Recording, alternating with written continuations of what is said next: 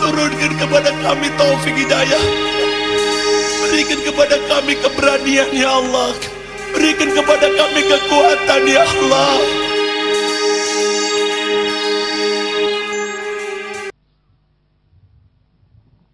Terima kasih. Ada 5 pertanyaan Habib. Yang 2 pertanyaan itu sama, Hizbut Tasrih asal dari mana? Dan yang kedua yang ketiga dari Ustaz Idrus, banyak sekali Habib tentang Syiah, dan yang keempat adalah Taqiyah. Sedangkan yang bagaimana kata kunci jadi untuk mengenali orang Syiah itu. Terus yang kelima adalah bagaimana tentang hadis yang ada di Sahih Bukhari. Kok tidak ada periwayat Siti Fatimah katanya? Apakah masih belum sampai membacanya atau gimana? Karena kitab Bukhari sangat tebal sekali dan banyak. Terima kasih. Bismillahirrahmanirrahim. Terima kasih atas pertanyaan-pertanyaannya. Dari banyaknya pertanyaan mungkin jawaban singkat-singkat saja. Pertanyaan pertama yaitu sekitar Hizbut Tahrir atau Jamaah Tabligh. Ini harus dibedakan antara Hizbut Tahrir dan Jamaah Tabligh. Pertama saya ingin dasari apa yang ada pada ahli sunnah dan apa yang ada di luar ahli sunnah wal jamaah. Orang-orang ahli sunnah terus terang saja orang-orang yang maaf-maaf tidak militan. Kita harus fair. Ya. Ahli sunnah kita ahli sunnah keturunan. Tidak ada rasa untuk menyebarkan, mempertahankan jiwa itu, doktrin itu tidak ada. Saya bicara mayoritas. Sedangkan paham-paham di luar ahli sunnah yang sifatnya itu minoritas di negara kita ini, mereka itu sangat-sangat militan, selalu berusaha untuk menyebarkan pahamnya, dan memang itu sudah umumnya. Kalau yang minoritas itu lebih solid, bersatuannya hebat, dan mereka lebih gigih. Dalam Hizbut Tahrir itu sebetulnya tidak ada kaitannya dengan faham akidah. Begitu juga mereka tuh banyak ribut masalah khalifah. Begitu juga Jamaah Tabligh. Di sini maaf-maaf banyak keliru dari saudara-saudara kita para ulama kiai dalam memvonis kepada Jamaah Tabligh. Kalau kita mau kaji asal usulnya, ini. Hanya saja Jamaah Tabligh itu tidak mempunyai batasan-batasan atau persyaratan orangnya harus sunni, orangnya harus ini dan itu, tidak. Dia menerima paham apa saja, yang penting mengikuti program yang sudah ada dalam Jamaah Tabligh. Orang kita ikut masuk ada, yang sunni ada, tokoh-tokoh Jamaah Tabligh di Jawa Tengah ada, di Solo, dekat Solo itu ada, di Magelang ada. Saya pernah diundang. Tetapi di luar ahli sunnah juga banyak. Sebetulnya dalam aturannya tidak boleh membawa pahamnya masing-masing mereka itu. Tetapi orang ahli sunnah dalam hal ini, ya oke. Orang di luar ahli sunnah tetap menggerogoti ini. Tetap militan, tetap aktif. Sehingga Jamaah Tabligh sendiri akhirnya citranya di luar, ini paham di luar ahli sunnah wal jamaah. Ini kalau mau bicara sebenarnya di orang-orangnya ini, kalau mau gampangannya ya bisa bilang oknum, tetapi mereka terlalu banyak dan aktif dan menguasai. Dalam pengurusan apa saja, kalau ada orang di luar ahli sunnah 1 atau 2 saja, 8 ahli sunnah, yang 2 ini yang bisa menguasai. Orang ahli sunnah lainnya ya wis ikut rapat, ikut ini tok, ini tok, baik pengurusan masjid, yayasan, ini yang ada. Ya. Jadi saya tidak berani menghukum Jamaah Tabligh itu ini tidak. Ya. Kalau kita melihat pada dasar-dasar pegangan mereka, tetapi orang-orangnya memang banyak dari mereka yang masuk ke jamaah tabligh dan membawa pahamnya itu dan memaksakan atau mengajarkan kepada orang lain. Ini yang ada. Ya. Ini yang ada mereka. Daripada pertanyaan pertama tentang jamaah tabligh itu. Kedua, tadi dikatakan bahwa masalah-masalah yang perlu kita tangani itu sebetulnya bukan hanya Syiah. Saya betul dan saya sangat setuju. Bahkan tadi ada statement tahun berapa? 2010 NU habis. Tahun 2030. Itu statement dari mana? PKS di Bogor. PKS juga boleh fair kalau perlu off the record.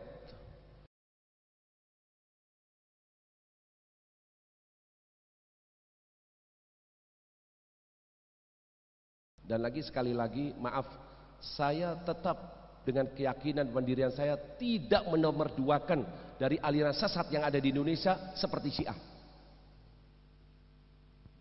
Saya dalam sekejap dan saya katakan dan saya sanggup menghadapi mereka orang-orang Wahabi. Sewaktu mereka bikin selebaran ziarah wali-wali syirik, saya tulis surat. Ingat, dalam waktu 2 hari ingin banjir darah atau cabut ini selebaran. Saya ceramah di Malang di depan jenggot-jenggot itu. Termasuk Ja'far Umar Thalib, saya bilang saya tantang kalian mengatakan bahwa Syekh Abdul Qadir Jailani murtad, Sayyid Muhammad Ali Maliki murtad, saya sanggup. Dan saya sanggup menikam Anda dengan pisau Anda. Bukan dengan perkataannya habaib ini ya Ibnu Hajar dan lain-lainnya. Dengan Ibn Taimiyah dan Ibnu Qayyim, saya hidup dalam didikan Sayyid Muhammad Ali Maliki yang menghadapi ulama-ulama Wahabi. Sampai detik ini tidak berani.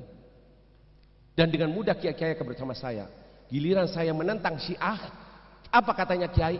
Itu kan masalah Habib. Tidak sakit hati saya? Habibnya sendiri sebagian malah mengatakan jangan keras-keras. Kan sama-sama Habib. Ini agama Habib apa? Agama turunan? Siapa Abu Lahab itu? Pamannya Nabi. Apa kata Nabi? Tabban laka ya Aba Lahab. Sampai turun ayat tabbat yada abi. Ini bukan agama turunan. Siapa saja. Nabi dalam mencontohkan tentang hukum agama tidak menceritakan Sayyidina Abu Bakar atau Umar dalam penegasannya. Putri kesayangannya yang dikatakan bid'atul Mustafa. Siapa yang menyakiti putriku ini adalah menyakiti aku, yaitu Siti Fatimah. Tapi giliran bicara hukum, seandainya putriku, ya Allah, menyebutkan hadisnya aja berat. Tapi Nabi menyebutkan, mencuri, aku akan potong tangannya. Lihat ketegasan Rasulullah. Saya sakit hati kepada kiai-kiai kalau mengatakan ini masalah Habib. Bukan masalah Habib. Dan sekarang bukan Habib saja yang kena Syiah. Banyak mahasiswa, banyak tokoh-tokoh yang sudah, nanti tolong ini disebarkan ini. Ini tahun berapa? Apalagi yang saya tulis di dialog di seminar Istiqlal itu tahun berapa mesti? Ya, terus berkembang permasalahannya ini. Jaringan mereka sangat hebat. Kalau kita bisa dengan cara kita, monggo. Semua punya teman, punya ini bisa lobby, silahkan. Tapi permasalahannya yang penting kita tidak boleh diam, tidak boleh bungkam. Syiah tambah banyak, tambah ini. Biar, bukan urusan kita Syiah Sunni. Yang mau surga, surga, yang mau jahanam, jahanam. Tugas saya menyampaikan wa ma'ala rasul illal balagh. Hidayah di tangan Allah. Innaka la tahdi man ahbabta walakinnallaha yahdi man yasha. Itu tugas kita. Cara yang terbaik bagaimana? Monggo, silahkan. Tapi bungkem, diam, itu yang menjadikan laknat Allah. Lu'inal ladzina kafaru, itulah. Kanu la yatanahawna an munkarin fa'aluh. Ini ayat-ayat Quran. Bungkemnya orang-orang Bani Israel, turunnya laknat dari Allah karena melihat kemungkaran yang ada. Ini. Adapun bagaimana kaitannya dengan kekuasaan, kalau boleh saya ceritakan. Sebagaimana tadi saya katakan bahwa Bapak Wali Kota menyatakan terang-terangan dilarang Syiah di Kota Tegal, itu tidak lepas dengan metode, cara. Bukan saja Syiah, Saya di bab tahadutsan bin ni'mah, alun-alun Tegal sama sekali tidak boleh ada konser apapun. Silakan jarum musuh sama saya. Yang suka bikin naudzubillah, naudzubillah. Cara yang ditempuh, maaf kalau boleh terang-terangan, jangan pakai ego, anani, saya Habib, saya Kiai. Buang atribut itu.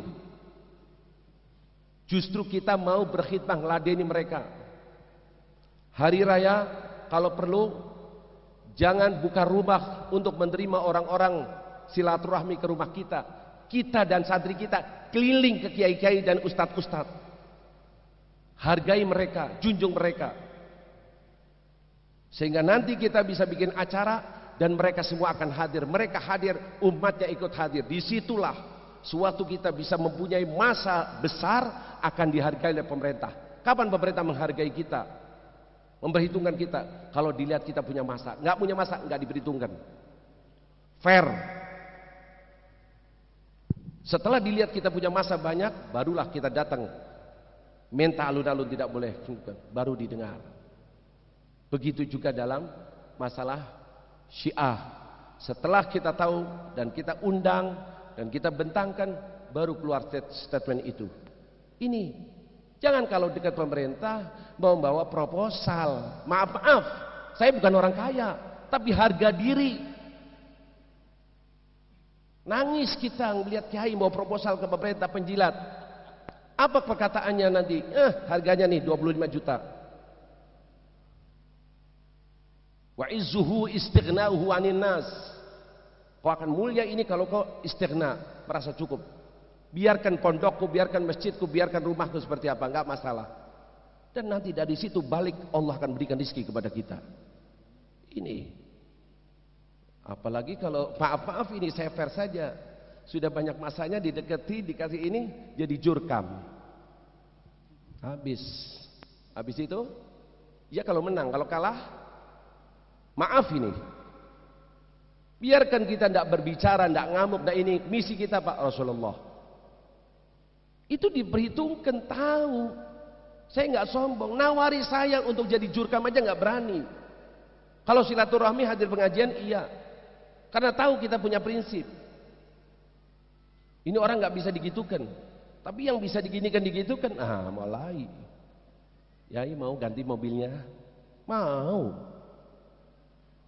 Tapi nanti besok, lusa, ini yang ada. Jadi tampakkan kepada pemerintahan kita kekuatan. Dengan apa? Kekuatan massa. Bagaimana kita bisa menggalang massa sebesar-besarnya? Disitulah setelah kita dihargai, keluarkan misi dakwah kita. Ini yang ada. Kembali kepada usulan forum, saya sangat monggo, silahkan. Dan tolong jangan berkiblat kepada saya. Saya kalau bisa saya bantu. Saya ini banyak ngelayapnya, jarang di tempat, ya.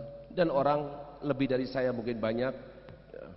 Kembali kepada hadis tadi, pembahasan tentang firqah sataftariqu ummati. Yang dipermasalahkan adalah ummati bagaimana, apakah itu selama-lamanya di neraka atau tidak. Menurut Al-Faqir wallahu alam, ingat ummati itu ada dua, ada umat ijabah, ada umat dakwah. Ya. Kalau yang ijabah ini mungkin tidak akan kekal, sekalipun dosanya ini nanti akan masuk surga. Tapi kalau umat dakwah ya siapa saja yang diajak oleh Rasul, kalau mereka mau monggo, kalau nggak mau saya kira itu saja. Adapun metode dakwah monggo, apa yang terbaik. Saya tidak memaksakan dengan cara-cara saya, tapi ingin mengenalkan kepada kita bagaimana ketegasan para ulama terhadap paham ini. Ya.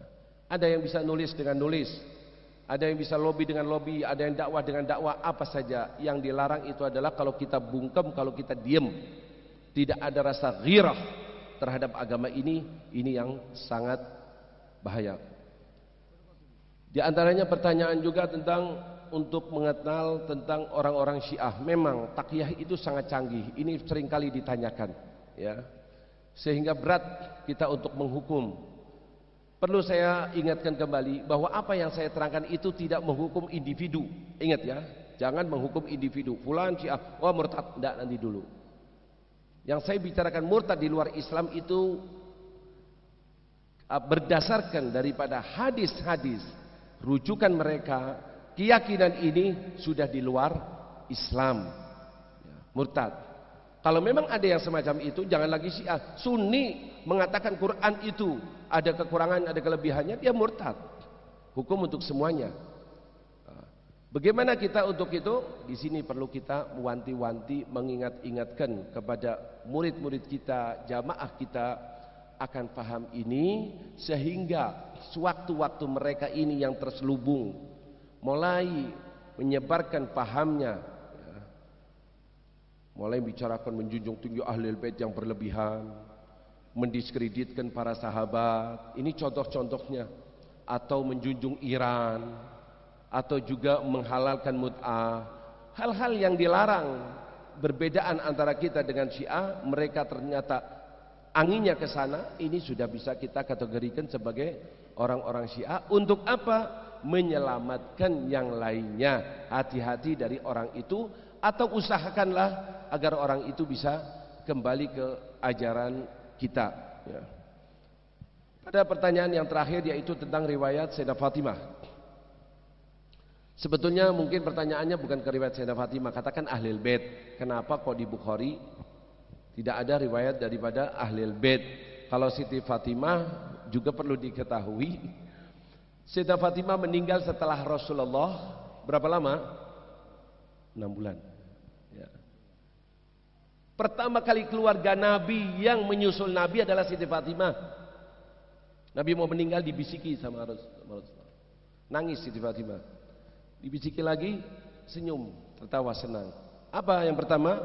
Yang pertama diberitakan bahwa dirinya akan meninggal. Sudah nangis Siti Fatimah. Diberitakan lagi bahwa kau adalah putri keluargaku yang pertama kali akan menyusul aku. Senang Siti Fatimah. Artinya ahdur riwayah, masa untuk meriwayatkan hadis, ya, sangat pendek sekali. Kapan sih orang meriwayatkan hadis? Banyaknya setelah Nabi meninggal. Ini satu. Kedua, tidak semuanya sahabat mereka itu menyibukkan diri untuk meriwayatkan hadis. Ya. Yang paling suka banyak meriwayatkan hadis adalah sahabat Abu Hurairah. Sehingga Abu Hurairah lah itu tidak punya kerjaan kecuali mengikuti Nabi, mendengarkan hadis, dan setelah Nabi meninggal menyibukkan diri untuk meriwayatkan hadis. Tapi bukan artinya bahwa Imam Bukhari tidak mau meriwayatkan daripada Ahlul Bait, tidak. Buktinya riwayat dari Sayyidina Ali lebih banyak daripada riwayat dari Sayyidina Abu Bakar, dari Umar, dari Utsman, dari 4 khalifah paling banyak Sayyidina Ali. Ya. Ini mereka sering memutarbalikkan hal semacam ini. Dan maaf, enaknya Syiah masuk ke Indonesia itu banyak juga ditunjang karena, maaf dengan segala hormat, kiai kita kurang banyak mendalami 2 ilmu ini, sejarah dan ilmu mustalahul hadis, jarh wa ta'dil. Ini permainan mereka. Ini permainan mereka. Dengan riwayat-riwayat yang fiktif, palsu. Saya diundang sama PBNU, 30 ulama Indonesia kumpul. Dan situ debat sengit. Saya tunjukkan kedustaan-kedustaannya. Saya berat untuk menyebutkannya, barangkali ada yang tersinggung kiai yang saya hadapi itu. Dusta dia. Kadzdzab. Membawakan hadis-hadis riwayat-riwayat sejarah yang palsu, dan dia mengatakan tidak ada kiai di Indonesia yang ahli sejarah, seakan-akan hanya dia saja. Dah, yang punya feeling kuat mungkin tahu siapa orangnya.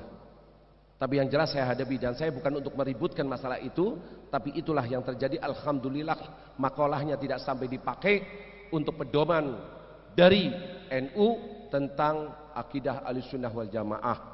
Karena kita buktikan kedustaan-kedustaannya yang ada waktu itu. Ini kekurangan yang kita yang ada, dan permainan mereka dalam hadis, sehingga kritikannya kepada Abu Hurairah. Sebetulnya kalau ada waktu saya ingin buktikan kedustaan Al-Ustaz Husin Habsyi dalam kitabnya Ukhuwah Islamiyah, sewaktu mengatakan kepada Abu Hurairah dengan judulnya, sekali lagi Abu Hurairah, judulnya Ukhuwah Islamiyah, tapi dalamnya Abu Hurairah dihabiskan dan ditunjukkan kebohongannya. Kalau memang Abu Hurairah pendusta, berarti hadis-hadis yang ada dalam ahli sunnah itu semuanya dibuang karena perawinya adalah pendusta. Kalau sudah hadis itu dibuang, berarti ahli sunnah taruh di got, buang. Dan hal itu dusta. Ya, sudah cukup lama debat saya sama satu Sinafsi. Ya, saya muridnya, tapi sewaktu dia menceng keluar dari ahli sunnah, tidak ada. Kita tidak mau nomorduakan Allah dan Rasulnya. Ya. Tetap kita berpegang dan Allah wa Rasuluh. Ini. Sayang waktunya saja nggak ada. Ya. Kedustaan-kedustaannya dan begitu Jalaluddin dalam kitab Bukharinya, bagaimana dia berdusta sewaktu mengkritik kepada Sahih Bukhari dan banyak lagi. Maaf, kurang yang menggeluti hal ini sehingga melihat hal semacam ini kalau tidak vakum diam, ya biarkan berlalu saja. Tapi kalau orang yang mengerti tahu ini permainan, ini dusta, ini penipuan, pasti akan bangkit dalam menghadapi semacam ini. Jadi yang jelas ahli sunnah dalam kitab-kitab hadisnya banyak sekali meriwayatkan daripada ahlul bait. Soal ada yang lainnya lebih banyak, itu mungkin saja karena memang menyibukkan diri. Apa sih kedudukan Abu Hurairah? Bukan jadi khalifah, bukan jadi ini dan itu, hanya meriwayatkan hadis. Kalau Sayyidina Ali sibuk dengan kepemimpinannya sebagai Amirul Mukminin, apalagi di zamannya banyak sekali gejolak-gejolak yang ada, bukan saatnya untuk meriwayatkan hadis. Itu pun hadisnya lebih banyak riwayatnya daripada Sayyidina Abu Bakar, Umar dan Utsman. Inilah yang dapat saya jawab secara singkat atas pertanyaan-pertanyaan yang ada. Ada wal afu minkum. Cukup. Ada lagi?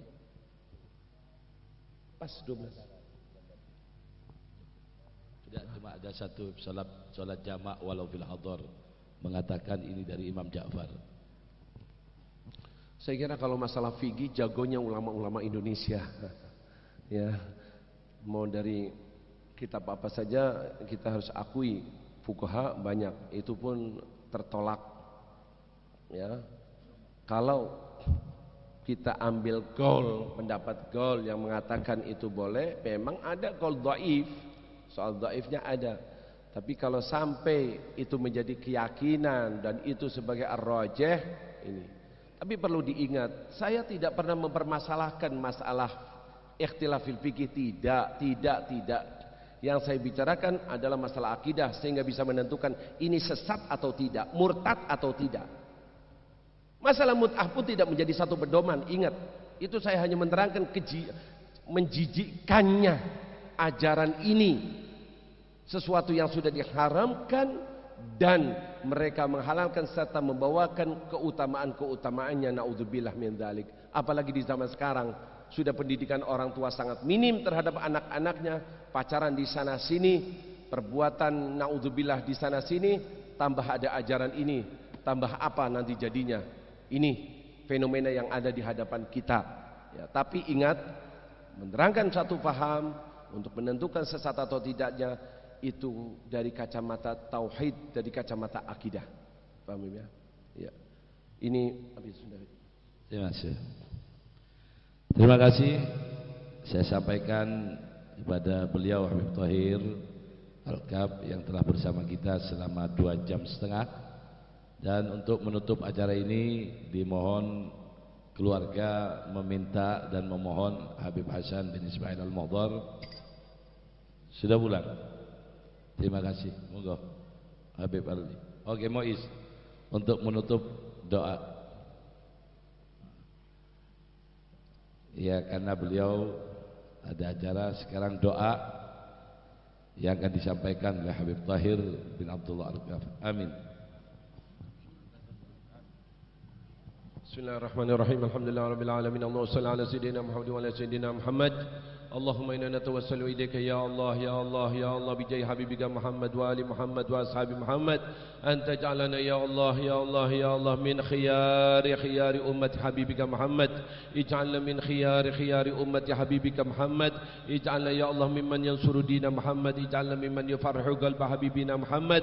Nas'aluka ya Allah ya Allah ya Allah anta mun'a alaina kama mananta haulai salihin kama hadaitahum fahdina kama antahum fa'inna kama wafaqtahum fawfiqna ya رحمن يا رحيم يا رحمن يا رحيم يا رحمن يا رحيم نسألك يا رحمن يا رحيم أن ترحمنا في الدنيا والآخرة ارحمنا في الدنيا والآخرة ارحمنا إذا صرنا من أصحاب القبور وأطل عمرنا في خير ولطف وعافية وارزقنا حسن الخاتمة والحقنا بالصالحين والحقنا بالصالحين يا رب بحق حبيبك محمد يا الله ارحم أمة حبيبك محمد ارحم أمة حبيبك محمد ألف بين قلوب حبيبك محمد واحفظ دينهم ودنياهم يا الله واحفظ أولادنا وبناتنا واحفظ ذريتنا يا الله يا الله يا رحمن يا رحيم يا رحمن يا رحيم نسألك يا رحمن يا الله يا الله يا الله يا الله اجعل كلامنا مقبول عندك يا الله مقبول عند أمة حبيبك محمد يا الله وارزقنا علما نافعا وارزقنا علما نافعا وارزقنا علما نافعا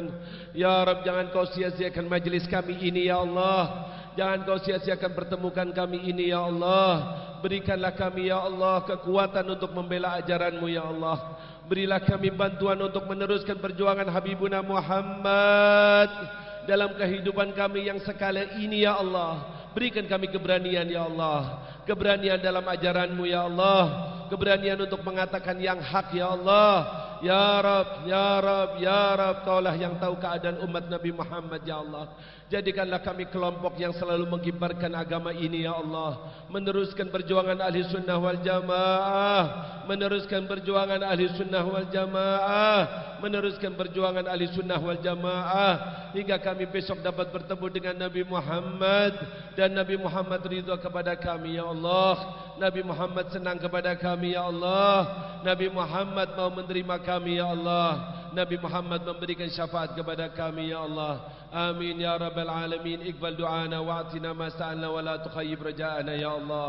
La tukhayyib raja'ana ya Allah. La tukhayyib raja'ana ya Allah. Rabbana atina fid dunya hasanah في الدنيا حسنة في الدنيا حسنة وفي الآخرة حسنة وفي الآخرة حسنة وقنا عذاب النار وقنا عذاب النار وقنا عذاب النار وصلى الله على سيدنا محمد وعلى آله وصحبه وسلم والحمد لله رب العالمين والسلام عليكم ورحمة الله وبركاته. Dengan berakhirnya doa maka acara ini berakhir. Dengan kesimpulan akhir, marilah kita menjadi ahlus sunnah yang benar, sehingga kita dapat menjadi orang-orang yang selamat di dunia wa dunia wal akhirah. Dan masih banyak kesimpulan yang perlu dibaca karena waktu sudah siang. Dari kami dari awal sampai akhir mohon maaf yang sebesar-besarnya. Mari kita tutup acara ini dengan bacaan umul kitab Al-Fatihah.